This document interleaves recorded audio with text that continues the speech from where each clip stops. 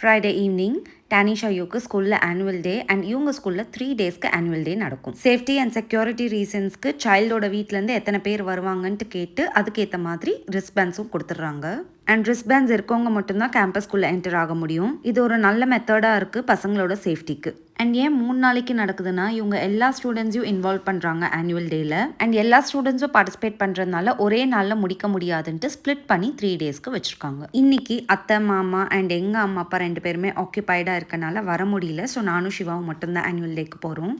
என்ட்ரன்ஸ்ல இருந்தே லைட்டிங்ஸ்லாம் போட்டு நல்லாவே கிராண்டாக இருந்துச்சு. ஃபுட் ஸ்டால்ஸ்லாம் இருந்துச்சு அண்ட் அதுக்கு அவ்வளோ பெரிய கியூ.